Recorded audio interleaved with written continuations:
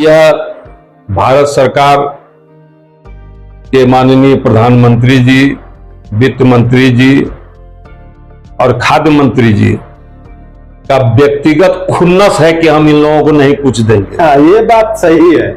ये खुन्नस है।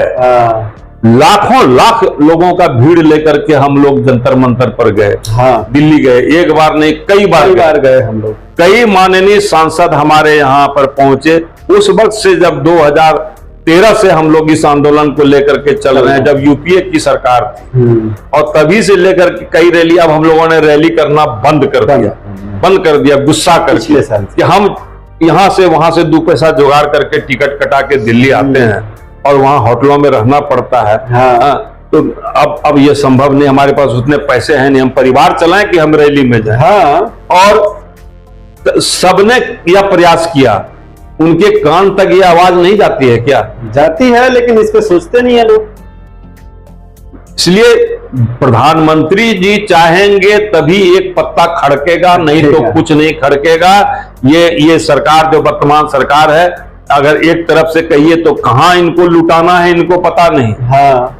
लेकिन किसको बर्बाद करना है ये इनके दिमाग में हमेशा रहता है। हाँ। तो इस तरह से नहीं चलेगा, इस तरह से ये काम नहीं चलेगा।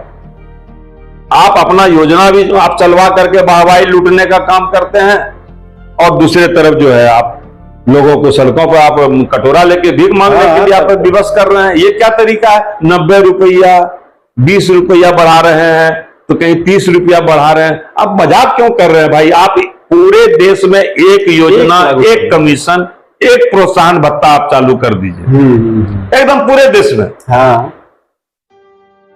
तब हम लोग फिर देखिए, हम लोग से 5 लाख ही नहीं है। हाँ। हम लोग करोड़ों की संख्या में है। 81 करोड़ लोग जुड़े हुए हैं जो ऑलरेडी 5 किलो राशन ले रहे हैं। करोड़ों की संख्या हमसे जुड़े हुए हैं, करोड़ों की संख्या में हम लोग हैं, और लाभार्थी उन्हीं का नहीं है, लाभार्थी हमारा भी है। सही बात। हम हमारे समाज से जुड़े हुए लोग हैं। हाँ। जब जोर का झटका पड़ेगा तब इनको पता चलेगा। हाँ, सही बात। ये स्पष्ट हम कहना चाहेंगे। हाँ। कि जो स्थिति ये बना रहे हैं और जिस तरह से हमारे जन वितरण प्रणाली के विक्रेताओं को तड़पाया जा रहा है। हाँ। आज विक्रेता हमारा खून का घूंट पी करके दुकान खोलते हैं। हाँ। आज आप बताइए कि हमारे गले में 1 रुपया तो नहीं आता है ना, क्योंकि हमको तो मुफ्त में बांटना है। हाँ। अगर हमारा बच्चा अगर चॉकलेट खाने के लिए हमसे अगर मांगेगा 1 रुपया, तो हम वो भी देने में हम सक्षम है। दिक्कत हो जाता है बहुत सारे। हम दवाई कहां से लाएंगे आप बताइए?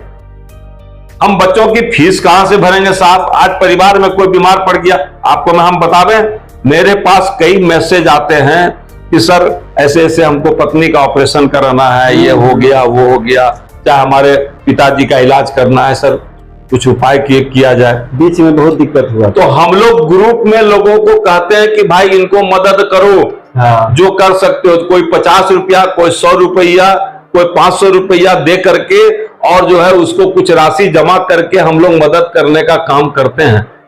किस स्थिति में ला करके हम लोगों को छोड़ दिया? जो लोग मदद कर रहे हैं वो कोटे के पैसे से मदद नहीं कर पा रहे हैं। उनके पास कोई साइड में धंधा है या जॉब कर रहे हैं या कुछ भी कर रहे हैं, वही लोग मदद भी कर पाते हैं। कोटेदार तो चाह करके भी मदद नहीं करेगा, नहीं कर पाता, क्योंकि वो अपना तो मदद कर ही नहीं पा रहा। हाँ। आपको क्या मदद करेगा? हाँ। लेकिन कहीं ना कहीं से एक मानवता के नाते जो है यह व्यवस्था थोड़ी बहुत भी होती है। मैं आपको दिखला सकता हूँ, सैकड़ों हमारे पास है, मेरे पास खुद कमेंट आता है इस तरह का जो आता है कि कुछ हमारी मदद कीजिए। हाँ। तो सवाल है कि आज किस स्थिति पर ला करके हमको छोड़ दिया गया? क्या हम हिंदुस्तान के नागरिक नहीं हैं? क्या हमको संवैधानिक अधिकार नहीं है? हाँ। क्या हमको मान सम्मान के साथ जीने का अधिकार नहीं है?